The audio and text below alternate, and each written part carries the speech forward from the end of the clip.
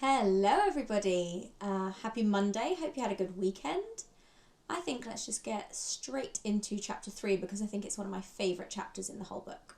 So, chapter 3, The Hat and the Superglue.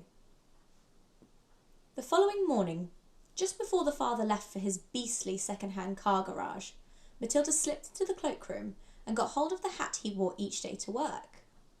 She had to stand on her toes and reach up as high as she could with a walking stick in order to hook the hat off the peg. And even then, she only just made it. The hat itself was one of those flat-topped pork pie jobs with a jay's feather stuck in the hatband, and Mr. Wormwood was very proud of it. He thought it gave him a rakish, daring look, especially when he wore it at an angle with his loud checked jacket and green tie. Matilda, holding the hat in one hand and a thin tube of superglue in the other, proceeded to squeeze a line of glue very neatly all around the inside of the rim of the hat. Then she carefully hooked the hat back onto the peg with the walking stick. She timed this operation very carefully, applying the glue just as her father was getting up from the breakfast table. Mr. Wormwood didn't notice anything when he put the hat on, but when he arrived at the garage, he couldn't get it off. Superglue is very powerful stuff, so powerful it will take your skin off if you pull too hard.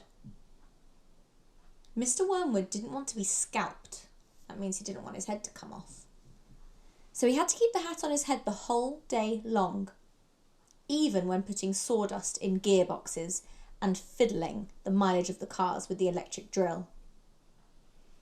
In an effort to save face means to stop being embarrassed, he adopted a casual attitude, hoping that his staff would think that he actually meant to keep his hat on all day long, just for the heck of it, like gangsters do in the films.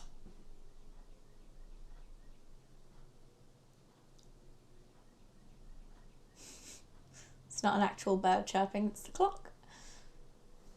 When he got home that evening, he still couldn't get his hat off. "Don't be silly," his wife said.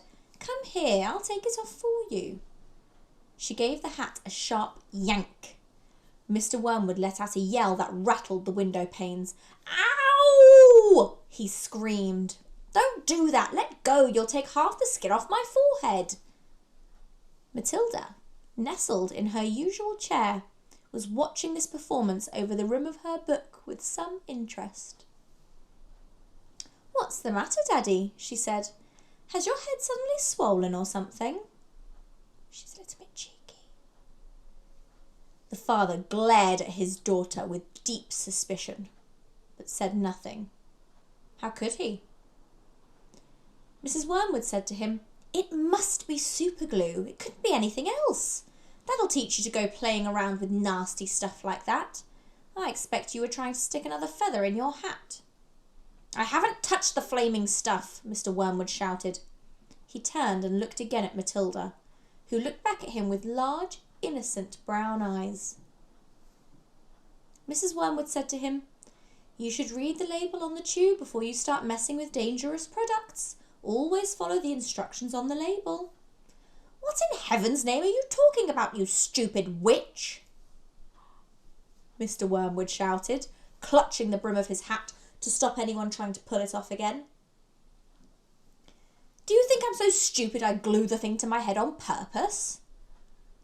Matilda said, "There's a boy down the road who got some superglue on his finger without knowing it, and then he put his finger up his nose." Mr. Wormwood jumped. "What happened to him?" he spluttered. "The finger got stuck inside his nose," Matilda said, "and he had to go around like that for a week. People kept saying to him, 'Stop picking your nose,' and he couldn't do anything about it. He looked an awful fool." "Serve him right," Mrs. Wormwood said. "He shouldn't have put his finger up there in the first place. It's a nasty habit. If all children had superglue put on their fingers, they'd soon stop doing it." Matilda said, "Grown-ups do it too, Mummy. I saw you doing it yesterday in the kitchen." quite enough from you," Mrs Wormwood said, turning pink. I wonder if someone can tell me, why did Mrs Wormwood turn pink? What might she have been feeling that made her turn pink? Mr Wormwood had to keep his hat on all through supper in front of the television. He looked ridiculous and stayed very silent. When he went up to bed, he tried again to get the thing off, and so did his wife, but it wouldn't budge. "How am I going to have my shower?" he demanded. "You'll just have to do without it, won't you?" his wife told him. And later on, as she watched her skinny little husband skulking around the bedroom in his purple striped pyjamas with a pork pie hat on his head, she thought how stupid he looked. Hardly the kind of man a wife dreams about, she told herself. Mr Wormwood discovered that the worst thing about having a permanent hat on his head was having to sleep in it.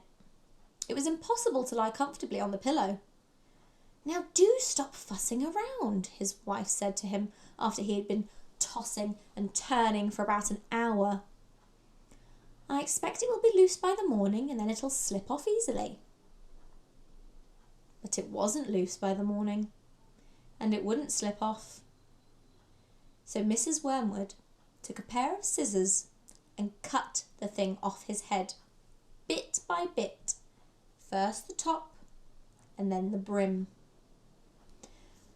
Where the inner band had stuck to the hair all around the sides and back, she had to chop the hair off, right to the skin, so that he finished up with a bold white ring around his head, like some sort of monk.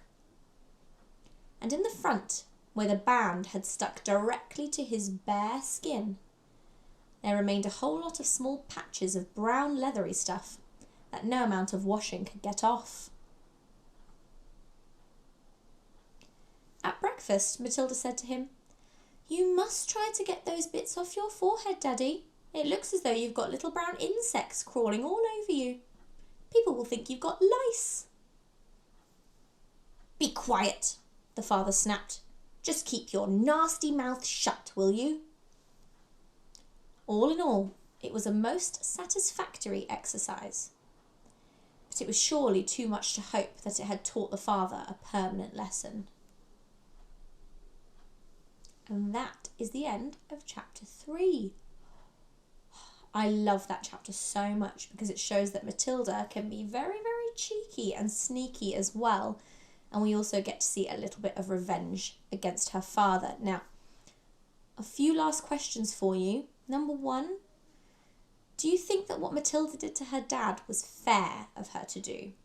Why or why not? And also, can you give me any evidence that proves that Matilda might be quite a good actor? What can she do, or what does she show us that she does or says that proves she might make a very good actor?